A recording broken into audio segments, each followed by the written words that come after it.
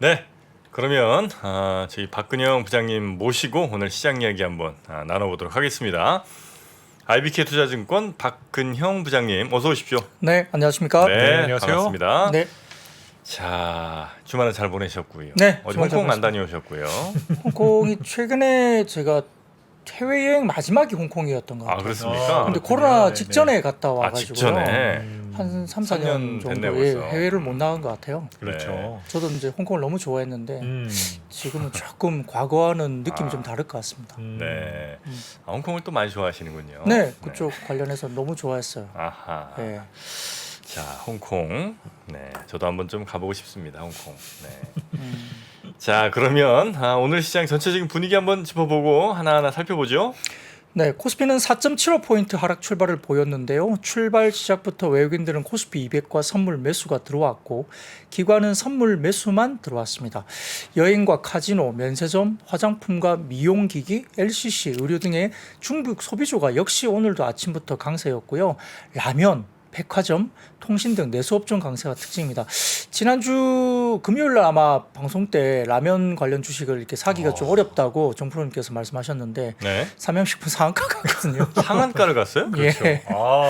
그래서 대단했습니다. 만만하지 않아요. 그래서 네. 이제 제가 라면은 2번이나 말씀드렸잖아요. 어제 지난주에. 그래서 뭐 지금 뭐 여기에서 따라잡으라 말씀드린 건 아니지만 아무튼 이 라면 관련주는 이제 수출 데이터는 실적으로 일단 주가들이 올랐다 볼 수 있겠고요. 그 외에도 초전도체, 그다음에 핵 융합 에너지, 이 같이 움직이죠. 관련주라든지 비철 금속 이런 쪽도 마찬가지였고 로봇과 전력 설비, 그다음에 종합 상사 이쪽도 상승세를 보였습니다. 이 개발학 출발했던 반도체 제조사는 하이닉스가 상승 전환을 일부 보이기도 했습니다만 2차전지 소재주는 약세 지속되면서 코스피 대비 상대적으로 코스닥이 좀 더 약세였고요. 9시 50분을 지나면서 외국인 선물 매도 전환했고 주가지수 선물이 장중 저점 하향 돌파하면서 시장의 낙폭이 확대되기도 했습니다.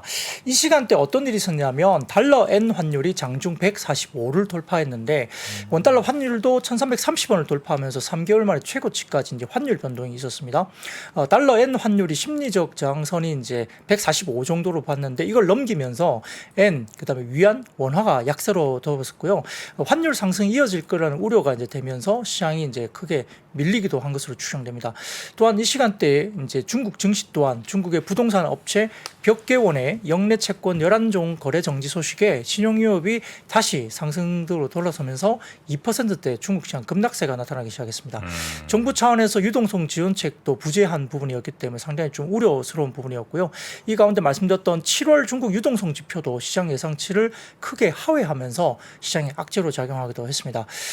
그렇게 계속적으로 이제 시장이 좋지 않다가 2시 기점으로 주가지수 선물이 반등이 살짝 나오면서 종가 무릎은 시장의 낙폭이 일부 축소되는 정도로 이제 끝났습니다.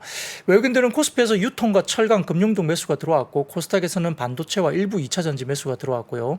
기관은 코스피에서 유통, 통신 일부 제외한 대부분을 매도했습니다. 코스닥에서는 제약업종 일부 매수가 들어왔고요.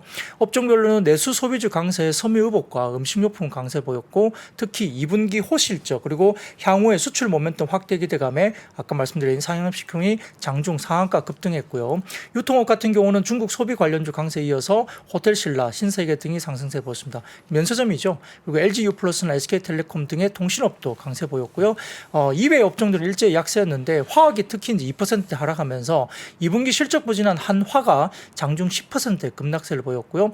아마 이제 금융주 관련 계열사들이 좀 안 좋았던 것 같아요. 그리고 이제 한화, 오션, 삼성중공업 등 조선주 약세도 운수 장비가 하락했는데 노무란가 이쪽에서 아마 그 HD 현대중공업 관련된 뭐 리포트가 나오면서 아마 2022년도 수주가 피크다 이런 뉘앙스의 노무라 증권에 아마 리포트가 좀 영향을 준 것 같기도 합니다. 그리고 뭐 기계, 운수창고업도 수익권 하위에 위치했고요. 코스닥도 외근 기간 매물 출회되면서 900선 하회했는데 업종별로는 전업종 약세 기록한 가운데 일반 전기전자와 통신 장비, 오락 문화가 하위권에 위치했고 특히 JYP가 2분기 최대 실적 기록에도 불구하고 시장 예상치를 조금 하회하면서 장중 12%대 급락세를 보였지만 아래꼴을 좀 달고 어느 정도 낙폭이 좀 줄어들면서 끝나긴 했습니다만 그래도 낙폭이 좀 크게 마무리됐습니다. 네. 야, 오늘 삼양이 상한가를 갔단 말이죠. 네. 라면 회사 삼양, 제가 알고 있는 삼양 맞죠? 네, 맞습니다. 2차 전지 만드는 거 아니고 네. 초전도체 상관없고요. 네. 아 그래요. 네. 자 일단 뭐 중국 소비주 한번 살펴볼까요? 네, 여전히 뭐 지난주에도 역시 이제 단체 관광 허용이 되면서 가장 핫했고요. 오늘은 전방위적으로 오른 건 아니고 일부 종목이 오르고 일부 종목은 이제 차익실이 나왔는데 역시 오늘 마지막까지 버틴 게 그래도 면세 업종이 좀 버틴 것 같습니다. 그리고 한국 콜만가요, 뭐 일부 뭐 코스맥스 이쪽도 이제 일부 관련된 캐파 이야기가 나오면서 이제 좀 주가가 그래도 버틴 날이었고요.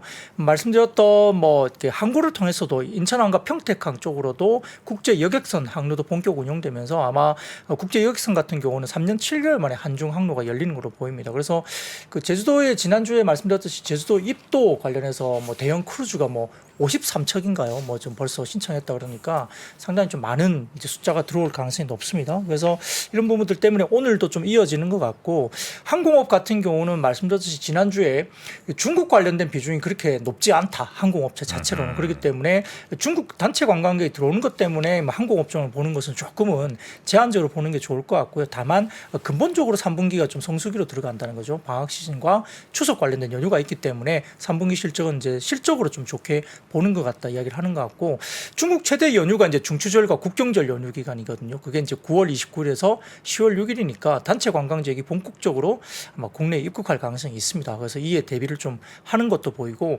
명동에도 이제 중국어 잘하는 분 이렇게 아르바이트 찾습니다. 이런 뭐 이야기도 이렇게 붙여 있는 그래요? 게 최근에 보이기 시작했다고 이야기 나오니까 다소 조금은 이제 명동에도 좀 그런 활기를 좀 띠면서 준비를 하고 있는 것 같습니다. 그리고 언론에서 오늘 기사가 나왔는데 2016년도에 이제 800만 명 넘게 한국에 들어왔잖아요. 그때 뭐 태양의 후예라든지 그때 뭐 몇 가지 이제 그 드라마가 또 나오면서 상당히 많이 들어왔는데 중국 관광객이 이제 그 정도의 절반만 정도만 들어온다 하더라도 한국 GDP가 0.2%포인트나 올라갈 거다. 0.2요? 네, GDP가. 그래요? 네, 그 정도의 영향이 있다는 거죠. 그래서 상당히 좀 의미 있는 또 인바운드가 사실은 될 수 있습니다. 내수 관련된 부분에서는. 그래서 다음 사진 보여주시면은 이 관련된 한국 그 관광공사 관련된 자료를 인용해서 아마 자료를 만든 것 같은데요. 이 보시면 방한 중국 관광객 수가 2015년도에 600만 명 가까이 됐고 16년도에 800만 명 넘었고요. 19년도만 해도 600만 명 정도 됐거든요. 근데 지금 올해 상반기가 한 55만 명 정도이고 하반기 이제 단체가 좀 본격적으로 들어오면 글쎄요. 뭐 하반기 한 100만 명 들어올까요? 뭐 모르겠습니다. 어느 정도까지 들어올지 모르겠는데 일단 뭐 21년, 22년도는 거의 뭐 안 들어왔죠. 17만, 23만 정도 들어왔으니까 이게 이제 2019년에 한 600만의 절반 정도니까 300만 명 정도만 들어와도 GDP가 0.2%포인트 올라간다는 분석이 나올 정도니까 아무튼 국내에 미치는 영향은 일단 크다고 볼 수는 있습니다. 네. 그래서 이제 화장품이라든지 뭐 카지노, 면세점, 뭐 그다음에 오늘 그 롯데관광개발 같은 경우도 이제 제주도의 카지노 쪽 매출이 많이 올라왔다 이야기 나오면서 오늘 꽤나 좀 올라왔고요. 그리고 그 파라다이스 시티 같은 경우도 시트랩하고 이제 이렇게 그 상품을 연계해서 중국 관련된 어떤 시트립과 연계된 상품을 내놓았다 이런 이야기가 나왔거든요. 그러니까 파라다이스도 오늘 주가가 한 4~5% 정도 괜찮았습니다. 그래서 그런 쪽도 보였고요. 그 외에도 한세시럽이나 FNF, JST, 뭐 신세계 인터내셔널, 영혼무역 등등과 같은 패션 의류 쪽도 이제 좀 주가들이 좀 올라왔다 볼 수도 있습니다. 그 한국투자증권에서 이와 관련해서 이야기가 좀 코멘트가 있었는데요.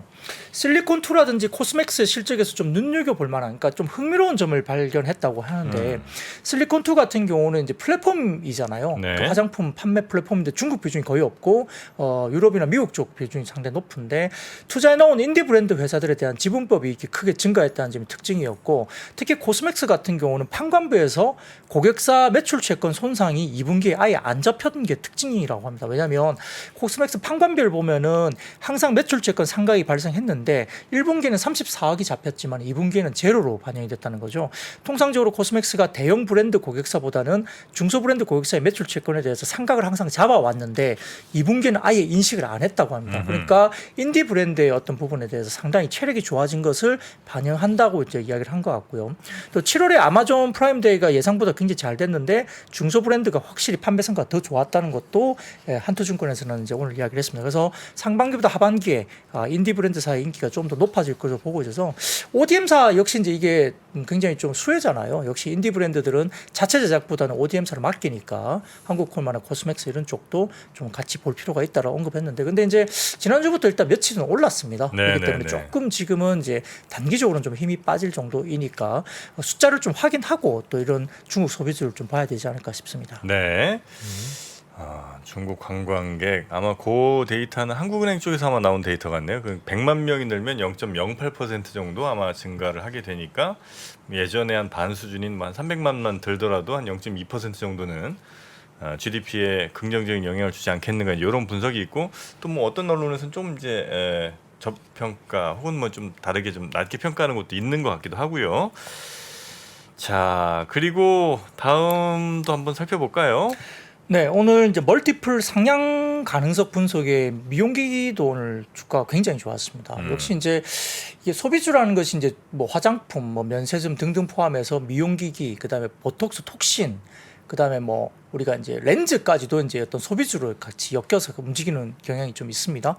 특히 이제 오늘 그 다올투자증권에서 중국 단체 관광 재개 및 미용 의료기기 섹터에 대한 밸류에이션 점검이라는 리포트가 올라왔고 종목별로 목표 주가 상향 조정이 꽤 됐습니다. 뭐 클래시스나 뭐 제시스 메디칼, 뭐 비올 이런 종목들도 굉장히 실적도 좋았고요. 그렇기 때문에 관련된 종목들 목표 주가 상향 조정이 이제 각 증권사마다 나왔고요. 제가 말씀드렸듯이 이제 미용 의료기기들은 이제 성장의 초입 단계입니다. 아직까지는 글로벌 의료기기 중에 미용기기의 어떤 점유율은 3%밖에 안 된다. 굉장히 초입 단계고 이제 성장을 하고 있고 종목들마다 30-40% 이상씩 매년 성장을 구가하고 있는 종목들도 꽤 있고요. 그 OPM 그러니까 영업이익률이 50%까지 지금 구가하는 종목도 있죠. 최소 20% 그리고 많은 종목은 오늘 클래시스인가 비올인가 어디가 50% 정도 되더라고요. 영업이익이? 예. 매출단의 절반이 영업이익이더라고요. 그렇게 많이 나올 수 있어요? 네, 그렇게까지 굉장히 많이 나오고 특히 이제 우리가 소모품이라고 하는 이런 것들이 많이 나가면 영업이익률 엄청나게 나옵니다. 근데 이제 다올투자증권에서의 어떤 커멘트는 뭐냐면 미용 의료기기 업체들에 대한 적정 PER 밸류를 30배 이상으로 충분히 줄 수도 있다는 의견을 냈습니다. 왜냐하면 과거에 톡신 업종들이 해외 매출 비중이 확대되던 2016년도에서 17년 사이에 멜톡스와 휴젤의 12개월 포워드 PER이 각각 60배와 40배를 넘어섰다는 거죠. 그래서 그 스토리가 뭐 미용기기 쪽에 비슷한 스토리로 간다는 의견을 냈습니다. 리포트를 오늘 냈고요. 또 외국인 지분율 또한 점진적으로 증가해 왔는데 과거 톡신 업체들의 성장 스토리를 미용 의료기기가 반복하는 것으로 보이고 미용 의료기기 업체들의 신흥국 위주의 매출을 확대하면서 신규 시장, 그러니까 수출 시장 개척을 하고 있다. 그리고 아까 말씀드렸던 개별 업체들의 OPM이 최소 20%에서 50% 수준을 구가하고 있기 때문에 외국인 지분율 또한 증가하고 있기 때문에 밸류에이션 상승에 상당히 긍정적일 수 있다는 평가를 했습니다. 네. 자, 사진을 보여주시면은 연도별 방한 관광객 및 외국인 환자 유치 실적 전망인데 제가 지난주 금요일이었나요? 그러니까 카드사 실적 분석에서 외국인들이 한국 들어와가지고 제일 많이 성장한 게 피부과하고 성형외과. 그리고 종합병원은 뭐 조금 성장은 했지만 오히려 피부과하고 성형외과 엄청나게 많이 뭐. 집중되고 있다 네. 말씀드렸잖아요. 그래서 화장품을 많이 산다기보다는 오히려 다른 쪽으로 지금 많이 넘어간다 말씀드렸습니다. 그래서 방한 관광객 및 외국인 환자 유치 실적인데 확실히 2022년부터 이제 성장세로 좀 간다는 평가를 좀 하고 있는 것 같고요. 다음 사진 보시면은 미용기기 업체의 외국인 지분율 추이인데 최근 보시면은 이제 뭐 제시스 메디칼이 이제 30%대까지 올라오고 있고 그다음에 뭐 파마리서치나 클래시스나 뭐 원텍 이런 쪽도 있는데 여기 클래시스의 약간 그 갈색인가요? 브라운 쪽으로 보이는 게 클래시스의 외국인 지분율인데 이거는 최대 주주 베인캐피탈 지분을 제외한 순수 외국인 수급이 들어온 것을 이제 평가를 한 것 같습니다. 그거는 좀 참고를 하실 필요가 있고 검은색의 제이시스 메디칼 외국인 지분율이 좀 돋보이게 최근에 들어오고 있다. 근데 최근에 좀 외국인들이 약간 파는 느낌이 좀 들긴 하지만 제이시스 메디칼 같은 경우는 보시면은 기관들이 엄청나게 연속 매수가 계속 들어오거든요. 그러니까 오늘도 5% 이상 주가가 꽤 많이 올랐습니다. 2분기 실적을 보더라도 제이시스 메디칼이 96억 정도 나왔는데 여기에 20억 정도가 저거예요. 그 임직원 스탁 옵션을 이제 이번에 행사를 했는데 임직원 스탁 옵션이 워낙 싸게 스탁 옵션이 나왔기 때문에 평가 차이가 엄청나다고 합니다. 그래서 4대 보험 관련된 이게 그걸 내잖아요. 그래서 개인이 스탁 옵션 행사하면서 4대 보험을 개인이 절반 내고 회사가 절반 내는데 평가 차이가 너무 크다 보니까 그 회사가 대신 내준 금액이 20억이래요. 의료보험 그 스타트업 행사한 직원의 그 행사 다 했거든요. 시장에서 매물도 다 소화가 다 끝났고 근데 이제 그 20억이 반영되면서 그리고 이제 2분기에 덴서티라는 그 이영애 씨 모델의 새로운 신제품 나오면서 프로 마케팅도 했는데 96억 나왔으니까 적어도 이제 4대 보험 관련된 20억 일회성 비용만 빼면 116억 나왔거든요. 그러니까 시장의 컨센서스가 100억대 조금 넘는 컨센이었는데 오히려 실적은 서프라이즈가 나온 거죠. 그래서 하반기가 더 좋다고 합니다. 원래 이런 회사들이 하반기에 또 집중되고 있으니까 그래서 그런 부분도 있고 그 외에도 클래시스나 뭐 파마리서치는 리쥬란 지금 중국 사람들 사이에 리쥬란 이 연어 관련된 쪽 이거 굉장히 핫하거든요. 연어는 뭐예요? 연어는 뭔가요? 파마 리서치 쪽에서 이제 그 하는 것인데 연어에서 이렇게 추출해가지고 피부 쪽에 하는 그런 화장품 제품 이런 게 있어요. 바르는 제품인가요? 이제 그런 것도 있습니다. 그래서 뭐 연어 정액 추출 이렇게 해가지고 만든 제품도 있고요. 아, 연어가 네. 그것까지 주는군요. 네네.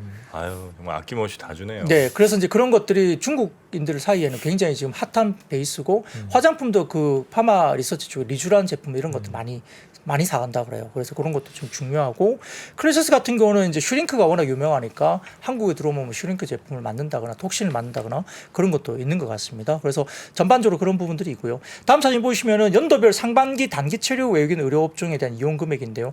제가 이건 금요일 날 말씀드렸던 것 같아요. 최근에 성형외과, 그다음에 피부과, 종합병원 이런 순인데 회색으로 보이는 게 2019년 상반기, 그다음에 푸른색으로 보이는 게 2022년 상반기, 그리고 갈색이 22년에도 있었나요, 그죠? 예, 갈색이 2023년 외국인이니까. 상반기거든요. 외국인이죠, 외국인. 중국인 상관없이. 네네, 전체 외국인입니다. 그래서 성형외과가 확실히 제일 많이 지금 이용 금액이 늘어났고, 그다음에 피부과, 종합병원 선이에요. 그러니까 이제 결국 성형외과랑 피부과가 같이 보시면 될 것 같아요. 거기 가서 톡신이나 레이저 기기를 받는다 보시면 되거든요. 그래서 이렇게 보시면 됩니다. 그래서 이런 부분들이 있고요. 말씀드렸던 그 국내 외국인 환자 유치 목표도 정부에서 발표를 했는데 2022년 25만 명에서 환자를 27년에 70만 명까지 목표를 한다. 이런 부분이고요. 말씀드렸던 성형외과 피부과 비중이 50% 이상 상회할 것으로 보입니다. 그래서 중국인 단체 관광이 재개되면 또 국내 들어와서 이제 많이 시술을 받고 가겠죠. 그리고 일본 사람들이 굉장히 많이 맞고 간대요. 왜냐하면 일본 같은 경우는 이 침습 관련된 그 침으로 찌르는 걸 극도로 싫어한다고 합니다. 일본인들. 그래서 일본 시장에서는 비침습이나 최소 침습 기기가 들어가는데 이것들에 대해서 이제 한국에 들어와 가지고 일본인들이 꽤 시술을 많이 받고 가고 그 고급 시술, 굉장히 비싼 시술로 일본인들이 한국 들어와서 많이 맞고 나간다 하거든요. 그래서 꽤 지금 일본 시장에서도 미용기기 관련된 시장이 굉장히 커지고 있다. 이렇게 이야기가 됩니다. 한때 신사역 주변에 가면은 신사요? 네. 그 주변에 이제 외국 분들이 정말 많았거든요. 그쪽 피부과, 피부 미용 뭐 이렇게. 성형외과가 거진 건물 단위로 완전히 다 서 네. 있다 맞아요. 보니까 네. 가로수길에 이제 그 분들이 정말 많았었거든요. 맞아요. 근데 최근에 제가 방문해 본 기억이 없어서 한번 쓱 시간 날 때 한번 또 지나가 봐야 되겠네요. 맞죠. 거기서 이제 아이디 병원이라고 제일 유명한 병원이 있죠. 그런가요? 네. 병원 단일 이름을 다 알고 최대 계시는군요. 병원으로 있습니다. 아, 그래요? 거기도 가보시면 알아요. 저도 이제 가봤거든요, 일부러. 네네네. 가보는데 가보면 진짜 바글바글합니다. 아, 네. 그 영화 중에도 무슨 압구정이라는 영화가 그런 내용이었잖아요. 네, 마동석 씨 주연의 예, 봤거든요. 거기서 뭐 네. 시술부터 시작해서 뭐 숙박이나 뭐 이런 것들 다 아. 다룬다라는 얘기가 있었는데 하여튼 뭐 그쪽에 관광버스가 얼마나 또 많이 서 있는지 대기하고 네네. 이제 그런 것들 이제 손님들 실어 나르는 거 보면서 또 이쪽 미용기기도 한번 잘 살펴보면 좋겠네요. 네, 이제 지금 일부 이제 생각하시는 것들 자꾸 이제 성형을 생각하시는데 성형이 아니고 시술이거든요. 그 시술이 좋은 것은 그거죠. 성형은 뭐 누워 있거나 밖으로 못 나가잖아요. 그렇죠. 뭐 네. 마스크를 끼고 꼭 나갈 수는 있지만, 근데 이제 시술은 당장 생활이 바로 가능하죠. 성형이 아니기 때문에. 네, 근데 이제 부담 없이. 효과가 예. 굉장히 크고, 뭐 미백도 지금 동남아 쪽 분들은 한국 들어와서 미백을 또 굉장히 선호를 한대요. 한국 남자들은 뽀얀 피부나 이런 것들, 그리고 여성분들도 마찬가지고 뽀얀 거에 대한 또 그런 것들이 되게 많다고 합니다. 그래서 뭐 화이트닝이나 물광 이런 것들도 되게 유명하기 때문에 네. 생각보다 그런 것들은 단기로 맞고 가면 한 3일 정도 지나면 효과가 확 나오거든요. 근데 그렇게 비싸지 않아요. 생각보다 그렇게 부담이 없기 때문에 많이 맞고 가죠. 근데 다른 거 그냥 사는 것보다는 또 단가는 좀 높죠. 그러니까 뭐 확실히 이런 부분들은 시장이 좀 열리는 것도 볼 수 있습니다. 네.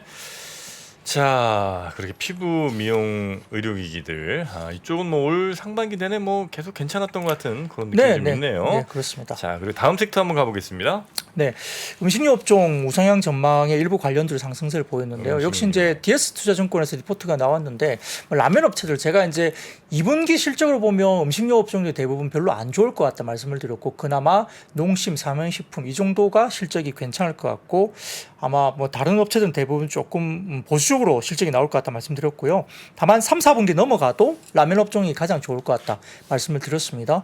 그 외에도 이제 뭐 삼양식품이나 농심들이 해외 법인 관련된 이슈를 말씀드렸는데, 2분기 해외 매출은 농심이 해외 법인이 2,417억 정도가 인식이 됐고, 삼양식품은 1,899억 정도가 인식이 됐습니다. 그래서 농심 같은 경우는 해외 법인 매출이 29% 정도 차지했고요. 삼양식품은 67% 차지했죠. 그래서 제가 그렇기 때문에 일부 리포트를 보면 농심이 29% 정도밖에 안 되니까 해외 수출 관련해서 이 수출 관련된 부분들이 늘어날 것이 상당히 좀 룸이 남아 있다. 사용식품도 굉장히 잘한다. 근데 67% 70% 가까이 되니까 해외 수출 룸이 그렇게 많이 남아 있는 건 좀 아니지 않느냐. 뭐 이런 의견도 있다고 제가 말씀드렸는데 농심이 먼저 지난주에 주가가 한번 확 뛰었고 네. 사용식품이 그 뒤를 이제 오늘 상한가까지 올라가는 모습을 보인 겁니다. 그렇게 하는 거고요. 다음 사진 보시면 국내 라면 제조 시 이제 원료 사용량 비중인데 2021년 기준이긴 합니다만 대부분 다 보면 소맥분이 56.6%, 그다음에 팜유가 25.6% 정도니까 소맥하고 팜유가 거의 대부분이죠.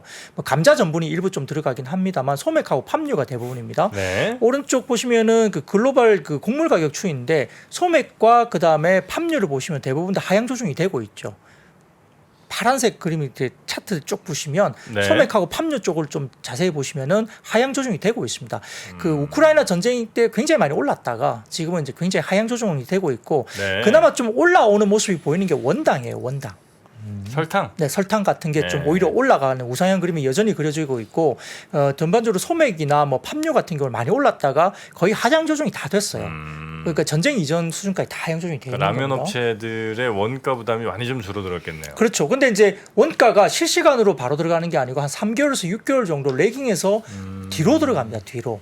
그러니까 작년에 비싸게 샀던 그 재료들이 올해 2분기 정도까지는 반영을 하고 있는 거죠. 그래요? 그래서 이제 음식료 업종들이 조금 좋지 못한 실적이 나올 수도 있습니다.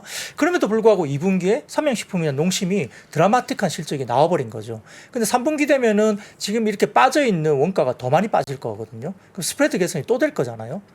그러니까 이런 부분들은 상당히 좋고요. 그다음에 수출 쪽이 믹스로 인해서 OPM이 훨씬 좋습니다. 영업이익률이 내수보다는 수출 쪽이 훨씬 더 아마 OPM이 더 좋은 걸로 알려 있어요. 그러니까 이제 수출 쪽이 비중이 높아지면 이익률이 훨씬 더 올라가는 그런 뭐 효과가 나타나는 거죠. 자, 다음 사진 보시면은 주요 곡물의 올해하고 내년 전망인데요. 네. 그 생산량과 소비량을 해서 이제 기말 재고 수량인데 옥수수하고 대두는 상당히 좀 재고량이 굉장히 좀 올라갈 것으로 보이죠. 근데 원당은 확 빠집니다. 재고량이. 근데 이제 원당 쪽은 재고가 좀 부족한 쪽으로 넘어가면서 오히려 이제 생산량보다 이제 여러 가지 부분에서는 조금 더 재고량이 좀 빠지는 쪽으로 가니까 원당은 가격이 좀 올라갈 가능성이 있어요. 근데 나머지들은 지금 보면은 대부분 다 보면 밀이나 옥수수나 뭐 대두 쪽은 그래도 좀 특히 이제 밀은 조금 마이너스권이긴 하지만 옥수수하고 대두는 재고량이 좀 꽤 여유 있게 가고 있기 때문에 가격이 많이 올라가긴 좀 쉽지 않은 부분이 있을 수 있겠죠. 그래서 뭐 그런 부분들이 이제 재고이나 이런 부분들을 좀 평가하는 것이고요. 다음 사진 보시면은 환율과 투입 시점 고려한 원자재 투입 단가 상승률인데 여기 보시면 이게 뭘 이야기하냐면 투입 단가가 2022년, 21년 말이나 22년 초 정도에는 단가가 굉장히 높았던 겁니다. 소맥, 대두, 옥수수, 원당, 팜유가 대부분 다 막대 그래프가 위로 막 올라와 있죠. 그죠? 네. 예, 그러니까 위쪽으로 막 올라와 있기 때문에 그때는 이렇게 원가 투입 시점에서 원가 관련된 단가가 상당히 좀 높게 형성됐던 부분이고 23년 후반으로 넘어가면 이제 원가가 그래프가 막대 그래프가 아래쪽으로 내려와 있잖아요. 마이너스로 되어 있잖아요. 그러니까 이제 빠진 게 이제 결국 하반기에 반영이 된다는 이야기를 하는 겁니다. 그래서 원가가 굉장히 높게 반영됐던 시점이 이제 어느 정도 다 지나왔다는 거죠. 그러니까 하반기가 굉장히 좋을 수 있습니다. 그래서 오른쪽 보시면 밀가루 라면 국내 CPI 추인데요. 라면, 그러니까 라면 검은색 라면의 CPI 추이가 확 튀어올랐습니다. 그래서 라면 쪽의 경기가 상당히 좋은 것으로 보입니다. 오른쪽 보시면 라면의 CPI입니다. 이것도 이제 라면도 CPI 나오거든요. 아, 따로 이렇게. 네네네. 그래서 이렇게 확 올라왔죠. 품목별로 나와요? 네, 뭐 그렇다고 합니다. 그래서 이걸 가져왔는데 라면의 CPI가 굉장히 많이 튀어올랐습니다. 그래서 라면 업종이 상당히 좀 좋은 분위기로 좀 가고 있다는 이야기를 하는 거고요. 네. 네. 그다음 사진 보시면은 글로벌 소맥 가격과 농심과 상용식품 연결 기준 GPM인데 GPM 순이익 구조로 보시면 될 것 같고요. 여기 보시면은 소맥 흐름보다는 농심과 상용식품의 GPM이 확연하게 올라가고 있죠. GPM이 뭐죠? 순이익 단위죠. GPM이 OPM 같은 경우는 이제 영업이익이고, 예, 그렇습니다. 그래서 여기 네. 보시면은 삼양식품의 GPM 성장률이 확실히 더 튀어오르죠. 검은색은 농심인데 삼양식품의 수출 비중이 좀 더 높아서인지 모르겠지만 최근에 보면은 농심을 좀 더 올라서는 GPM 마진율이 나옵니다. 삼양식품 농심보다는. 네네네. 네, 그렇죠. 근데 농심도 우상향 그림이 그려지고 있죠. 그래서 아마 조금 모르겠습니다. 이걸 뭐 아주 단편적으로 뭐 때문에 그렇다 한 가지 요인은 아니겠지만 삼양식품이 아까 말씀드렸던 수출 부분이 한 거의 70% 정도 되죠. 농심이 수출 비중이 한 9% 정도이고요. 수출 비중이 삼양식품이 아직은 좀 더 높습니다. 전체 매출 중에. 그런 부분도 있고 또 삼양식품이 불닭볶음면이 상당히 좋잖아요. 근데 이제 가격 단가를 이번에 내렸는데 정부의 어떤 네. 공고 때문에 근데 불닭볶음면 안 내렸어요. 삼양식품이 다른 네. 카테고리를 내리긴 했습니다. 그래서 수출 쪽도 그렇고 뭐 농심의 신라면은 해외 쪽에서 상당히 좀 비중이 상당히 좋습니다. 그래서 다음 사진 보시면은 미국의 연간 인당 라면 소비량인데요. 뭐 2015년도에 한 12개, 13개 정도 되던 게 인당 라면 소비량이 이제 16개 수준까지 올라옵니다. 아직 많이 부족합니다. 네. 그래도 12개, 13개에서 16개면은 뭐 성장률로 따지면은 그래도 뭐 인당으로 따졌으니까 꽤 많이 한 달에 한 개 거죠. 먹는다는 얘기인데 이거 안 되죠. 예. 근데 뭐 더 먹겠죠. 더 먹겠죠. 예, 실질적으로 많이 더 먹을 거예요. 근데 이게 2022년 기준입니다. 예. 그러니까 23년이면 또 모르겠어요. 뭐 K-팝이나 이런 것들 영향 때문에 더 먹을 수 있고요. 그리고 다음 사진 보시면은 전체 라면 수출 금액 추이인데요. 확연하게 많이 튀어오르죠. 2016년, 17년 요때부터 해서 15년까지는 좀 플랫합니다. 그죠? 계속 라면 수출 금액이 플랫한데 16년, 17년 접어들면서 확 튀기 시작했고 23년 엄청나게 튀어오르죠. 그러니까 기울기가 굉장히 가팔라지고 있어요. 수출 금액 추이가. 그리고 오른쪽 보시면 삼양식품 추정 라면 수출 금액 추이도 보시면 23년 1분기, 2분기 접어들면서 수출 금액이 상당히 많이 늘어나고 있습니다. 지역은 왜 나온 거예요? 뭐 거기에 공장이 있겠죠. 네. 서울, 강원도, 전북, 경남에 공장이 있겠죠. 공장별로 또 이렇게 따로 뽑는군요. 뭐 그렇기도 합니다. 저런 거를 회사 측에서는 오픈을 잘 안 하거든요. 네. 숫자에 대한 디테일한 부분 네. 등을. 근데 이제 저게 무역협회라든지 저런 데에서는 그 지역별로 라면 수출 통계가 나오다 보니까 그쪽 지역에서 이제 공장 있는 같은 경우는 이제 추론해 볼 수 있는 거죠. 그 삼양식품은 이제 신규 공장, 그러니까 밀양 제2공장 신설 관련된 이슈가 주말사에 나왔습니다. 그래서 밀양 공장이 사실은 아마 이번 상반기에 이제 공장이 가동되기 시작해가지고 물량 캐파를 늘리기 시작했는데 이걸 또 2공장, 밀양 2공장 신설을 한다 또 이야기 나왔고, 그러니까 캐파를 계속 늘리고 있는 거예요. 수출 지표가 상당히 좋은 것 같습니다. 그래서 그런 것도 좀 센티적으로 호재가 됐고, 뭐 중간 배당 관련된 이슈도 이제 한 주당 1,000원 정도 뭐 배당도 준다 이런 이야기도 있었고, 그래서 이런 것들도 상당히 좀 좋은 흐름이었다 보는데, 예, 다만 이제 일부 조금 이견이 있는 쪽은 있습니다. 아까 제가 3, 4분기에도 라면 쪽이 좋을 거다 말씀은 실적을 드렸지만은 키움증권에서 오늘 보고서를 통해서 라면 업체들의 2분기 실적 굉장히 좋은데 실적 개선 흐름은 하반기에도 이어지긴 하겠지만은 YOY 전년 대비 수익성 개선 강도는 다소 좀 하반기엔 조금 둔화될 수 있다고 언급했어요.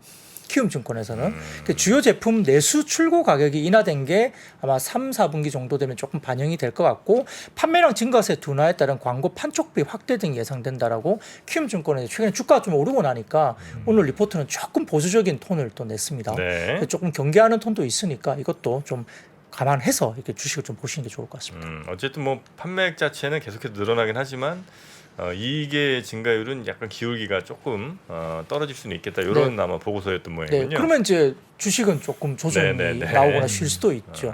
기울기가 약간 완만해지면 주식은 이제 먼저 반응을 하니까요. 네. 자, 그리고 JYP가 오늘 많이 떨어졌습니까? 네. 2분기 실적에 대한 이슈가 있는데요. 그 지난 11일 장 마감 후에 반기 보고서를 통해서 실적 발표를 했는데 영업이익이 450한7억 조금 안 되게 나왔고 순이익이 250 한 4억 가까이 나왔습니다.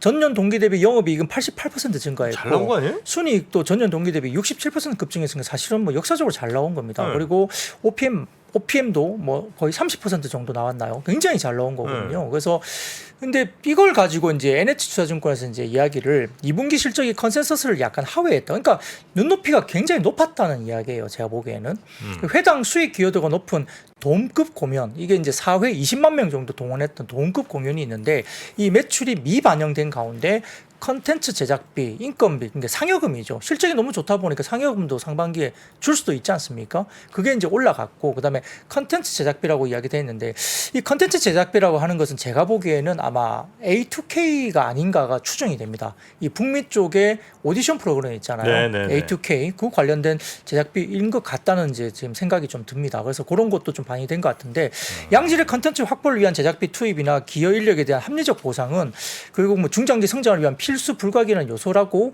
일단 NH투자증권에서는 코멘트를 했습니다만, 일단 2분기 영업이익이 다소 좀 컨센서스를 하회한 부분들 때문에 영향을 좀 미친 것 같고요.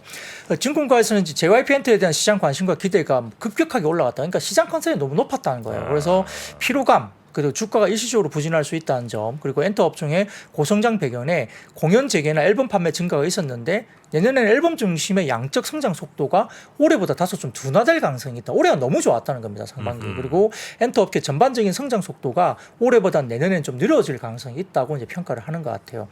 그런데 이제 한화투자증권에서는 보고서를 통해서 JYP 엔터 2분기 영업이익률이 아까 말씀드렸던 30.1% 기록했다. 이 여전히 국내 기획사 중에 가장 높은 수익성이고요. 네. 그리고 또 시장 컨센 대비 미스를 거의 안 하고 신뢰를 굉장히 많이 줬던 게 JYP 엔터예요. 다른 기획사들은 뭐 들쑥날쑥 했거든. 뭐 갑자기 비용 때문에 처리를 하고 뭐 갑자기 부러지거나 좋거나 이게 들쑥날쑥 굉장히 심했는데 사실 시장 컨센 대비 비딩을 하거나 아니면은 서프라이즈를 내준 게 JYP 엔터가 조금 그래도 뭐라 그럴까 계속적으로 신뢰를 굉장히 주는 지표를 굉장히 많이 발표를 했습니다. 그래서 다소 조금은 내년에 업계 전반적인 성장 속도는 다소 느려지는 게 맞지만 한화투자증권도 이걸 이야기를 했거든요. 근데 이제는 북미나 유럽 쪽에서 음원, 디지털 컨텐츠, 콘서트, MD 중심의 히트 레이쇼를 올리는 게 굉장히 중요한 시점인데 이 JYP 엔터 같은 경우는 퍼블릭 리코드를 통해서 이제 트와이스나 스트레이키즈를 미주 지역에서 주류 IP로 끌어올리면서 이를 이미 숫자로 증명하고 있다. 분기 매출액이 약 30%가 북미 지역에서 발생을 이미 하고 있기 때문에 그쪽 현지 북미 쪽의 큰 시장에서 이미 어느 정도 숫자를 보여주고 있는 회사다. 그래서 앞으로도 타사 대비 낮은 마진 변동성을 기반으로 해서 서구 지역에서 외형 확장을 충분히 보여줄 수 있는 회사다. 그래서 이게 너무 이제 주가 빠진 것은 좀 과하다. 이런 의견을 낸 것 같습니다. 사진을 띄워주시면은 23년 스트레이키즈 콘서트 현황인데요. 좀 띄워주시죠. 네. 이게 이제 NH투자증권의 자료인데요. 이 보시면은 이거 예, 요겁니다. 2월달 11일에서 12일 그리고 2월 25일, 26일에서 이제 아마 재팬 일본 쪽에서 이제 아레나 돔급 이야기가 있었던 것 같거든요. 그래서 이게 있었고 이거 말고도 상반기에는 트와이스가 2번 정도 더 트와이스. 있었던 것 같아요. 예, 그래서 이제 돔급이 이제 그런 것들이 상반기에 있었는데 dom급을 하면 아무래도 비용이 좀 들어요. 그러다 보니까 이런 것들도 앨범을 많이 파는 것보다는 콘서트 쪽을 많이 하면 매출은 올라가지만 이익률은 조금 떨어지는 경향은 좀 있습니다. 비용이 들어가니까요. 인력도 많이 써야 되고 장비도 들어가야 되고 막 이 그러니까. 콘서트를 돔급으로 하느냐 아니면 그렇지 않느냐가 차이가 꽤 많이 나는 모양이군요. 모객이 다르죠. 모객이. 그러니까 모객은 당연히 다를 것 같긴 한데. 그리고 동남아가 많이 되느냐, 일본이 많이 팔리느냐, 미국이 많이 팔리느냐 그것도 달라요. 왜냐하면 티켓 가격이 다르거든요. 원화로 전환해도 일본이나 미국 같은데 괜찮죠? 비싸죠. 예. 예. 뭐 동남아는 조금 상대적으로 조금 뭐 저렴하죠. 근데 그들의 뭐 경제적인 어떤 환경을 비하면 그것도 결코 싼 가격은 아니지만 가격 자체도 원화로 환산했을 때도 미국이 비싸고 일본도 비싼데 이제 동남아 쪽이 조금 상대적으로 좀 저렴한 편입니다. 근데 이제 하반기에도 동급이 또 있거든요. 아까 말씀드렸던 스트레이키즈 콘서트 현황도 8월, 9월 뭐 이쪽도 마찬가지로 동급이 있습니다. 특히 이제 그 이연된 부분도 있기 때문에 그래서 이런 부분도 있고요.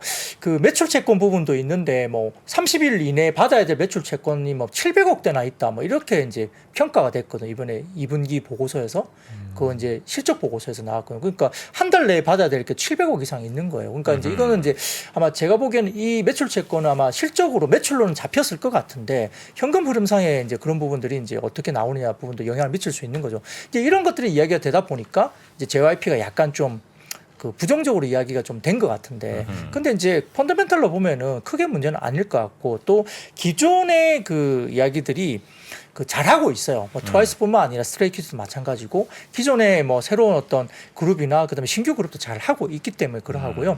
다음 사진 보시면은 이게 한화투자증권의 리서치 추정인데 리퍼블릭 레코드 정상 규모나 북미 지역 매출액 추이인데요. 뭐예요, 리퍼블릭 이게? 이게 이제 그 북미 쪽에 같이 연계해서 하는 현지 쪽의 유통 관련된 부분입니다. 북미 쪽. 그러니까 사실은 이제 미국 쪽이 가장 시장이 크지 않습니까? 그쪽으로 이제 우리가 진출해서 뭔가를 캐파를 늘려야 되는데 역시 잘하고 있는 거죠. 북미 지역 매출이 굉장히 잘하고 있어요. 그 JYP가. 그러니까 이제 국내에서만 잘한다, 아시아 쪽에서 잘한다 이거이 아니라 미국 쪽 진출을 하면서 굉장히 지금 잘하고 있는 거죠. 아, 그러니까 JYP의 미국 쪽 어떤 판권이라든지 이런 걸 맡아주고 있는 회사가 아마 리퍼블릭 에코로즈인 모양이군요. 그래서 북미 쪽의 매출도 성장세가 신장세가 굉장히 올라오고 있고요. 굉장히 좀 리퍼블릭 레코드 관련된 정산 쪽도 검은색 보시면 굉장히 좀 올라오고 있죠. 그래서 서구 쪽이 상당히 잘하고 있어요. 그러니까 너무 걱정할 상황은 아니라는 거죠. 이렇게 뭐 주가가 막 10% 이상 막 급락할 정도로 2분기 어닝을 가지고 이 뭐 완전히 그 실망에 막 던지는 그런 쪽은 좀 아닌 것 같다입니다. 다음 사진 마지막으로 보여드리면은 JYP 엔터의 IP 라인업인데 이게 올해 1분기, 2분기보다는 3, 4분기에 더 몰려 있습니다. A2K 프로젝트에서도 이제 몇 가지가 있고, 그 다음에 프로젝트 C나, 그 다음에 니주 보이. 니주는 이미 일본 쪽에 현지 여자 걸그룹으로 이제 니주 쪽에 상당히 좀 잘하고 있거든요. 근데 그것도 이제 하반기에 또 몰려 있어요. 3, 4분기에. 그러니까 상반기 쪽도 그렇고, 기존의 그 그룹들도 하반기에 뭐 트와이스, 스트레이키즈, 있지. 그 다음에 뭐 엔믹스, 그 다음에 니주 뭐 등등이 이렇게 하반기에 몰려 있습니다. 최근에 제가 발견했는데 네. 있지. 음. 있지의 유나 있지. 에? 유나 씨가 있습니다. 네, 있지. 그렇네요. 유나 씨가 네. 있어요. 대단합니다. 음. 실력이 대단해요. 실력이 대단합니까? 와, 최고인 것 같아요. 네, 그래서 저는 이제 기존에 뭐 무슨 카리나의 뭐 저 뭐죠? 뭐 어디 팀도 까먹었네. 뭡니까? 카리나가 뭐죠? 그 있잖아요. 거기 하시던데. 네. 뭐 카리나 어디 뭐 블랙핑크 뭐 다 이제 끝났습니다. 음. 왜 제가 이제 발견했는지 제가 너무 음. 한스럽다고 해야 될까요? 네, 이제 마이브도 이제는 안 될 것 같습니다. 네. 장원영 씨 팬 아니셨어요? 장원영 씨는 네. 그냥 뭐 많은 그냥 저 여자 아이돌 그룹에서 이렇게 그냥 볼 수 있는 그런 느낌이랄까요? 이치 유나는 정말 대단해요. 위험한 카리나 씨도 무시를 하신 거예요 지금? 카리나 씨가 네. 그 소속이 어딘지 모르겠어요. 기억이 잘 안 나네요. 에스파죠. 에스파. SM. SM. 네. 네. 윈터. SM은 그 광야로 조금 또 많이 좀 가셨던 것 같고요. 네. 하여튼 저는 있지에 이제 유나로 가겠습니다. 그 사실 JYP 입장에서는 있지가 조금 아픈 손가락이거든요. 왜요? 조금 기대치보다 안 약간 됐어요? 아직 그 뭐라 그럴까 이렇게 성장이라든지 이게 그래요? 예 그게 조금 아픈 손가락이긴 합니다만 어허. 왜냐면 르세라핌도 뒤늦게 최근에 갑자기 떴거든요. 초기에는 좀 이렇게 좀 약간 노이즈가 약간 있어가지고 있었죠. 예 르세라핌이 네. 약간 그랬는데 최근에 뭐 언포기븐 그 노래 나오면서 완전히 떴잖아요. 용서가 안 되죠. 네 그래서 네. 못 뜬 게 용서가 안 되는지 모르겠지만 확실히 네. 최근에 좀 가기는 하고 있고요. 그렇습니다. 그다음에 저희 큰애도 이제 군대에서 나오면서 엔믹스 완전히 뭐 너무 좋다 이야기를 하더라고요. 그래서 저도 엔믹스 들었는데 좋더라고요. 엔믹스? 예. 어디 걸그룹이에요? JYP 쪽입니다. 걸그룹. 네, 실력이 굉장히 좋더라고요. 엔믹스? 그래서 저희 큰애가 엔믹스를 극찬을 하더라고요. 그래서 아하. 확실히 이제 젊은 친구들이 이제 극찬을 하면 좀 눈여겨 볼 필요는 있습니다. 음. 저는 주식 때문에 그런 거지 전혀 뭐 걸그룹에 대해서 어떤 그건 없고요.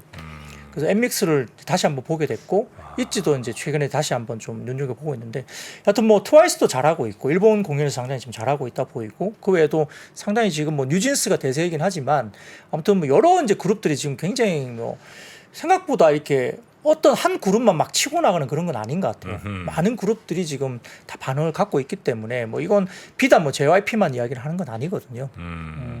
결국 지금 오늘 제일 골치 아픈 거는 JYP가 나쁘지 않았잖아요. 그렇죠. 근데 이렇게 네. 주가가 훅 내려가면 사실 투자자들이 이제 어떻게 해야 될지 되게 헷갈려. 난감하거든요. 네.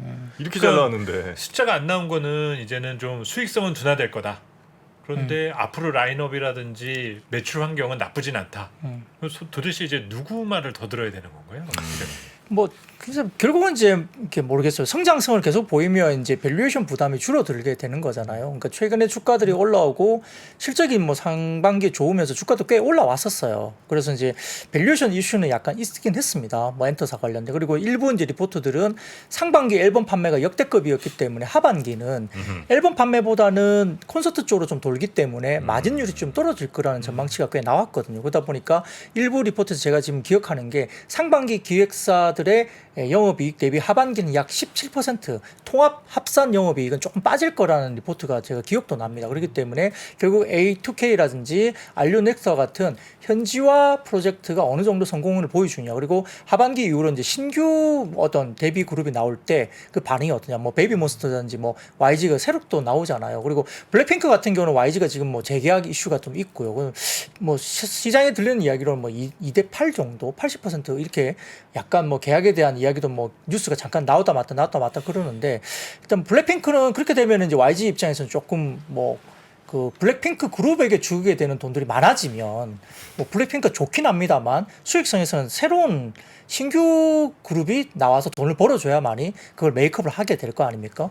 왜냐하면 이제 조건들이 바뀌니까 기존에는 예를 들어서 5대5로 했다면 네. 2대8로 되면 YG 입장에서는 기존의 매출이 잘 나오더라도 블랙핑크 쪽에 줘야 될 게 많으니까 재계약 자체도 이슈이지만 재계약이 되더라도 뭔가 빠지는 거잖아 이익단에서는.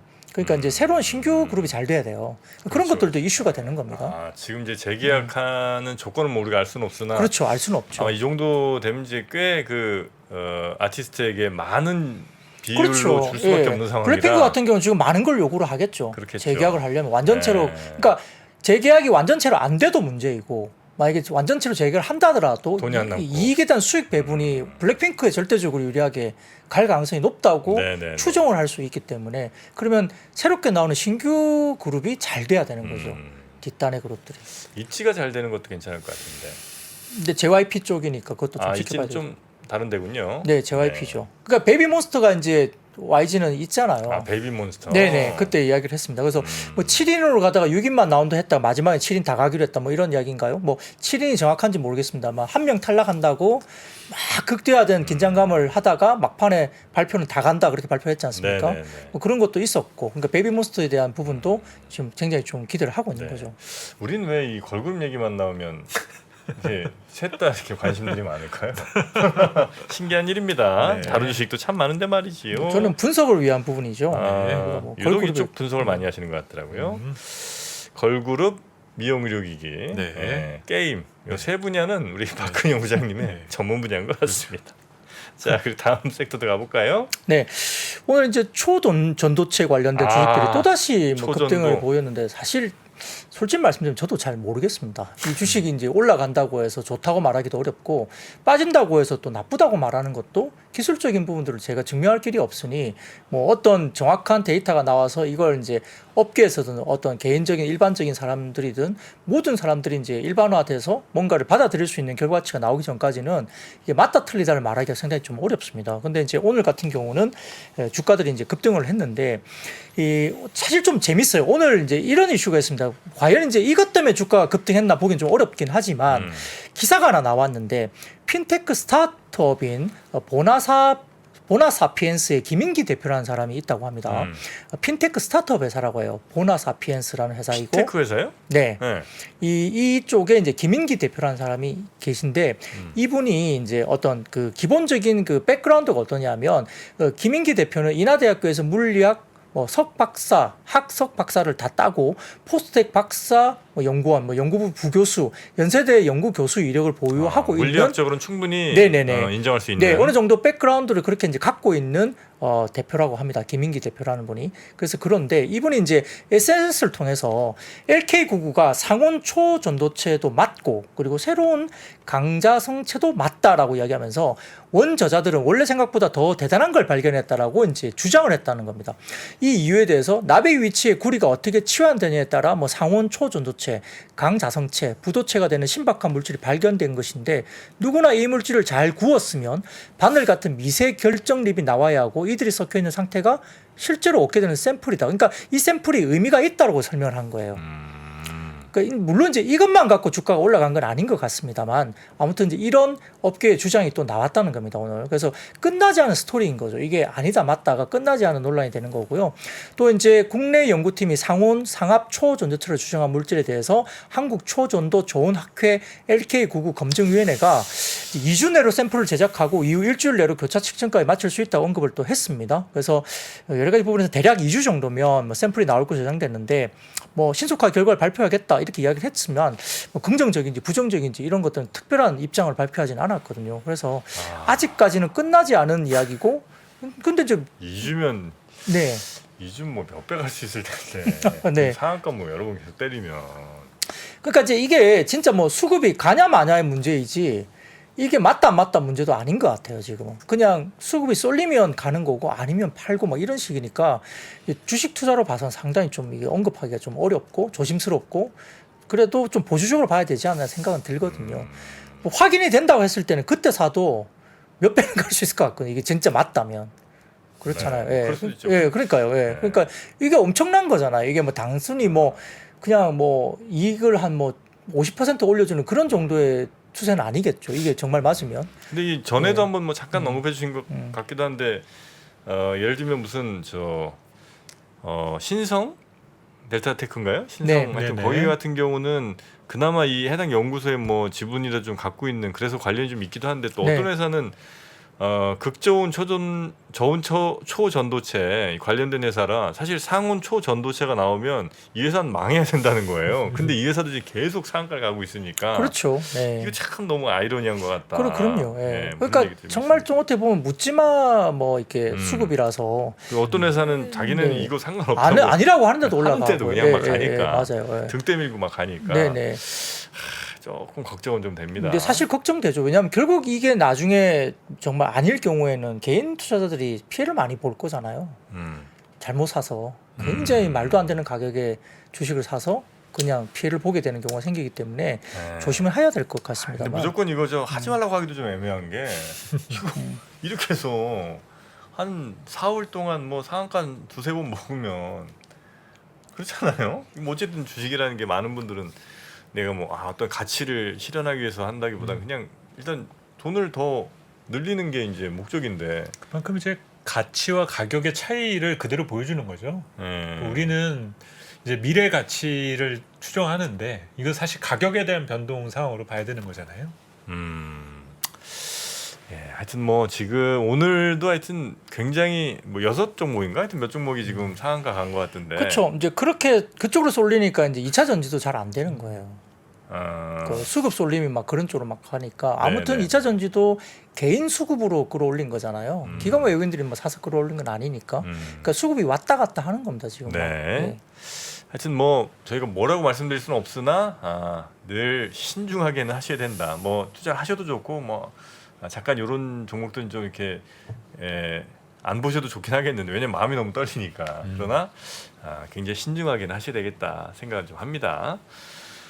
자, 그리고 반도체도 한번 볼까요?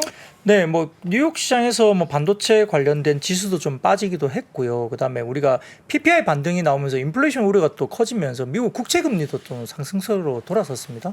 그러다 보니까 이제 기술주들이 별로 좋지 못하죠. 그리고 미국 시장에서는 바이든 행정부가 사모펀드나 벤처캐피탈 등이 이제 미국 자본이 중국 첨단 반도체와 양자 컴퓨팅 그리고 AI 등 세계 분야에 대해서 투자하는 것을 규제하는 행정 명령을 발표했습니다. 그러니까 미국 시장에서 반도체 관련주는 조금 좋지 못한 게 맞는 거죠. 그리고 한국 같은 경우도 우리 미국이 중국에 많이 안 파는 것을 한국 업체가 거기에 끼어들어 가지고 그 시장 점유율을 늘리지 못하도록 이렇게 구조적인 언급이 막 나오잖아요. 그러니까 그런 것들도 이제 약간 부담스러운 게 분명히 있는 거거든요. 네, 그래서 네, 네. 이런 부분들 좀 영향을 좀 미쳤고요. 다만 이제 삼성전자가 지금 P1 낸드 라인 셧다운을 또 추진한다 이야기가 또 나왔습니다. 오늘 오후에 나왔는데요. 지금 공장 가동을 일정 기간 동안 셧다운하는 방안을 논의 중이라는 기사가 나왔습니다. 오후에 나왔습니다. 그 셧다운이 반도체 장비 가동을 완전히 멈추는 것을 뜻하는데 이게 기간을 최소 한 달에서 길게는 올해 하반기 안까지도 본다는 이야기 나오는데 이게 근데 되게 중요한 게 한번 끄고 나면은 재가동시키는데 또 몇 달이 걸려요. 그러니까 이게 상당히 좀 중요한 건데 쉽게 이게 셧다운 하기가 되게 힘들거든요. 네. 이게 켜가지고 바로 이렇게 가동되는 게 아니고요. 한번 다운 시킨 다음에 올리는 것도 램프업이 굉장히 시간이 많이 필요한 거기 때문에 한번 셧다운 해버리면 3개월 셧다운 해버리면 다시 램프업 하는데 3개월 이상 걸립니다. 그러니까 이게 한 반년은 쉬어버리는 거거든요. 그러니까 이제 이 셧다운 기사가 어떤 근거로 나온지 모르겠지만 아무튼 시장에서는 삼성전자가 P1 낸드 라인 쪽에 대한 셧다운을 추진한다는 이야기가 나왔습니다. 그리고 디램도 평택 위주로 지금 감산 강도가 높아지고 있고 삼성전자는 2분기부터 감산을 하기 시작했는데 3분기에 감산 규모가 커질 걸로 보는 거고 지금 하이닉스도 2분기 실적 발표 때 낸드를 한 50% 감산한다고 그랬거든요. 그러니까 이게 지금 감산 규모가 점점 더 커지고 있기 때문에 재고 축소를 위한 의지가 굉장히 강하다는 겁니다. 그래서 이게 수요 공급에 관련된 부분에서 수요가 이끄는 사이클이 아니라 공급 축소에 대한 사이클이라서 가격은 하반기에 올라오게 할 것 같긴 해요. 근데 이제 이게 어떤 식으로 갈지는 모르겠고 그러면 쉽게 생각하면 삼성전자나 하이닉스 쪽에 이제 연계되어 있는 소재 업종들은 2, 3분기가 굉장히 실적이 안 좋겠죠. 감산하는 기조이니까 네네. 그죠. 근데 장비는 이제 후공정이나 파운드리 쪽이나 HBM 관련된 뭔가 쪽에는 조금 좋아지는 장비가 있을 수는 있어요. 그러니까 약간 좀 구별해서 보셔야 될 것 같습니다. 네. 네. 끝으로 저 어떻게 2차 전지는 한번 좀 보긴 봐야죠 그래도. 네, 뭐 네. 오늘 좀 빠지긴 했습니다만 네. 몇 가지 이제 이슈가 좀 있었습니다. 원래 따지면 미국 그 테슬라가 중국에서 지금 SUV 모델 Y의 가격을 4% 안팎 추가 인하한 것으로 전해집니다. 추가 인하 또 했어요. 예, 사진을 좀 띄워주시면 중국 현지에서 나온 이게 이야기인데요. 이게 이야기가 사진 좀 띄워주시면 그 내용이 나옵니다. 그래서 네. 이제 보조금 축소나 내연기관차 대비 이제 비싼 가격, 충전 불편 등을 이용해서 전기차 관련된 이야기가 성장세가 다소 좀 둔화되자 완성차 기업들이 경쟁적으로 가격 인하에 나서고 있고요. 테슬라도 중국 내 판매량을 끌어올리기 위해서 추가 가격 인하에 나섰습니다. 아마 약간의 치킨 게임 느낌도 좀 들거든요. 그래서 이제 Y를 일단 가격 인하했다 나온 겁니다. 그리고 지리 자동차도 전기차 모델인 G컵 판매가 30만 위안에서 26.9만 위안으로 이제 거의 27만 위안으로 10% 정도 내렸거든요.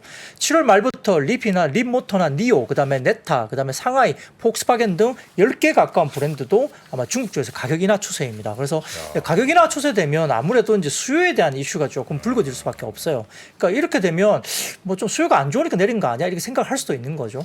다음 사진 보시면은 비중국 시장 배터리 점유율 수인데요. 이게 왜 중요하냐면 중국 시장은 이제 포함하면 중국 내에서 워낙 많이 팔리니까 중국 업체가 MS가 많이 올라오니까 의미가 없다 말씀들 많이 하시기 때문에 중국을 빼고 난 비중국 시장 배터리 점유율 수는 굉장히 중요합니다. LG에너지솔루션 같은 경우는 약간 슬라이스하지만 그래도 어느 정도 점유율을 유지를 하고 있는데요. CATL이 중국 시장이 아닌 부분에도 불구하고 중국을 뺐음에도 불구하고 지금 20.5%에서 27.2%로 굉장히 급박하게 중국 CATL이 많이 올라왔습니다. 네. 이렇게 위협이 되고 있는 거죠. 지금 거의 LG에너지솔루션 턱 밑까지 올라가고 있고요. 패나소닉도 약간 주춤하고 있고 그다음에 SK온과 삼성 SDI도 주춤하죠. 그러니까 이렇게 되니까 이제 중국을 빼고 난 비중국 시장 배터리 점유율도 LG에너지솔루션은 플랫하고요. CATL의 성장세가 거의 7% 가까이 올라온 겁니다. 상당히 급성장을 하고 있죠. 이런 부분도 약간 경계 심리가 있는 것 같고요. 그래서 우주킹처럼 이제 중국에서 배터리 업체들이 나타나면서 중국 내에서는 이제 글로벌은 아니고 중국 내에서는 공급 과잉, 배터리 관련된 공급 과잉도 일부 나옵니다. 그럼 LFP 관련된 이야기가 되겠죠. 삼성증권은 전기차 경쟁 가격의 재점화를 통해서 아마 테슬라의 중국 모델 Y의 가격 인하가 사실은 그 어느 정도 가격 경쟁에서는 상당히 소비자들이 당연히 가격 인하가 계속되면 당연히 구매를 좀 늦추는 경향이 있다. 그러니까 이제 Q의 성장이 3분기가 조금 지연될 가능성이 있다고 보는 것 같아요. 그래서 약간 이런 가격 경쟁에서는 약간 Q의 성장도 좀 더딜 수 있다는 이야기인데 다음 사진 보시면은 글로벌 전기차 판매 증가율입니다. 보시면은 2021년 같은 경우에는 판매 성장률이 전년비 115% 정도 성장했고 22년도 61.2% 성장률이 좀 줄었고 올해 상반기에는 판매 증가율이 41%로 판매 성장률이 좀 둔화되고 있어요. 그러니까 어느 정도 살 만큼 급속하게 살 만큼 어떤 부분들 좀 샀다는 거고 그 뒤로는 성장에 대한 부분들이 좀 슬로우해진다는 부분입니다. 그렇게 되면 이제 양극재라든지 이런 부분들도 약간 주가가 약간 좀 슬로우해지면 좀 쉬어가는 구간을 갈 수 있다는 이야기를 좀 하는 것 같아요. 그리고 아까 말씀드렸던 것처럼 이제 일부 오늘 이야기가 뭐가 있었냐면 현대차가 그 출시 예정인 5세대 산타페 1.6 터보 하이브리드 모델에 한국이나 중국 배터리 제조사로부터 납품을 받지 않고 처음으로 자체 개발한 배터리를 넣겠다. 그러니까 배터리 내재화 이슈가 일단 나왔습니다. 근데 이게 악재이냐? 이건 좀 저는 좀 다르게 보여요. 왜냐하면 이것 때문에 빠졌다 이야기하는 것은 좀 아닌 것 같아요. 근데 이제 배터리 내재화 이슈가 나왔으니까 이거 악재로 뭐 빠졌다 이야기할 수도 있겠지만 그건 좀 약간 오버인 것 같은데요. 왜냐하면은 보통 일반적으로 순수 전기차 배터리 용량은 50에서 100kWh 정도 사이입니다. 근데 플러그인 하이브리드는 대부분 다 10kW가 안 돼요. 예를 들어서 카가이라는 온라인 매거진을 통해서 이제 우리가 갖고 되면 도요타 캠리 하이브리드는 배터리 용량이 1.6 kWh 그리고 혼다 어코드는 1.3 그리고 현대자동차 그랜저 하이브리드는 1.7 기아 소렌토 같은 1.49 현대차 아반떼 하이브리드는 1.3 정도밖에 안 되거든요. 그러니까 순수 전기차 배터리 용량이 50에서 100GWh이기 때문에 하이브리드 쪽에 내재화 이슈가 있다고 해서 뭐 1점 얼마 정도 들어가는 걸 내재화했다. 이것 때문에 2차 전지가 빠졌다 보기에는 다소 좀 과한 거죠. 그러니까 하이브리드 쪽에 들어가는 것은 실질적으로는 거의 뭐 100분의 1 뭐 이 정도 수준의 내재화 정도. 네네. 그러니까 크게 의미가 없는 거예요. 그러니까 이 현대차 쪽의 내재화 이슈 때문에 뭐 2차 전지가 빠진 것은 다소 좀 과한 해석이다 보이는 거고요. 이제 이런 부분들입니다. 근데 삼성증권에서는 동박과 동에 대한 이야기도 조금 이슈가 있는데 이건 좀 논란이 있어요. 왜냐하면 어떤 보고서를 보면은 동박 관련된 부분들은 좋아진다는 보고서가 나오고 있고요. 근데 삼성증권은 오늘 약간 다른 독특한 이슈가 있었는데 동박의 주로 주주이긴 하지만 IR에서는 동박과 동박을 분리 정의하고 있기 때문에 요건도 다르다. 그래서 아마 동이 핵심 소재로 분류됨에도 불구하고 동박 업체가 IRA 크레딧 수혜를 새롭게 챙길 부분은 없다. 약간 독특한 의견을 냈어요. 삼성증권에서는. 근데 다른 쪽에서는 동박과 관련된 수혜를 이야기하는 리포트가 꽤 많습니다. 근데 삼성증권에서는 동이 핵심 소재로 분류됨에도 불구하고 동박 업체가 그거하고 똑같이 보는 것은 없다는 거죠. 수혜가 안 된다는 거예요. 약간 부정적인 리포트를 내기로 네네. 했습니다. 그리고 마지막입니다. 오늘 이제 한 가지 사진만 좀 띄워주시면 중국의 탄산 리튬 가격입니다. 이게 거의 톤당 60만 위안까지 올라왔던 중국의 탄산 리튬 가격이 30만 위안으로 올라갔다가 지금 24만 위안 밑으로 다시 빠졌거든요. 그 리튬 가격이 빠지면 어떻게 되죠? 판가가 아마 3분기도 더 빠지겠죠. 그래서 3분기 판가에 빠지는 부분들은 역시 어쩔 수 없는 국면에 있다. 근데 결국 이걸 메이크업 하려면 뭐 해야 되죠? Q의 증가가 3분기에 나와야 된다는 거죠. 그래서 한화투자증권인가 어디서는 Q의 증가가 3분기에 나올 것이라고 리포트를 쓴 것도 있고 일정 부분은 4분기로 이연된다는 부분도 좀 있어요. 그래서 결국 핵심은 2차 전지 쪽은 Q의 증가가 3분기에 있느냐가 아마 변수가 되지 않을까 싶습니다. 네. 야, 2차 전지. 어려워요. 이 부분들 때문에. 예, 어쨌든 뭐 아마 개인 투자자들이 가장 많이 또 갖고 계실 또 업종이다 보니까 여기까지 좀 살펴봤고요. 우리 박근영 부장님의 소중한 자료 오늘 다 못다 말씀드린 이 내용들까지 저희 3프로TV 앱에 업로드를 해놓을 테니까요. 그거는 필요하신 분들께서는 다운로드 받으시면 되겠습니다. 자, 그러면 또 오늘 뵙고 내일 또 못 뵙겠네요. 네, 내일은 그렇죠. 내일 쉬시고 수요일에 네. 다시 뵙도록 하겠습니다. 박근영 부장님 고맙습니다. 네, 감사합니다. 감사합니다. 장 시작 전부터 종료까지 쏟아지는 수많은 뉴스와 정보들. 이 중에서 어떤 것이 투자에 정말 도움이 되는 정보일까요? 3프로의 증시 셔터맨 박근영 마스터가 직접 정보를 선별하고 투자의 힌트를 드립니다. 시간도 아끼고 투자 아이디어도 얻는 시간, 박근영 부장의 마켓 힌트와 함께 하세요. 자세한 사항은 3프로TV 앱과 홈페이지를 확인하세요.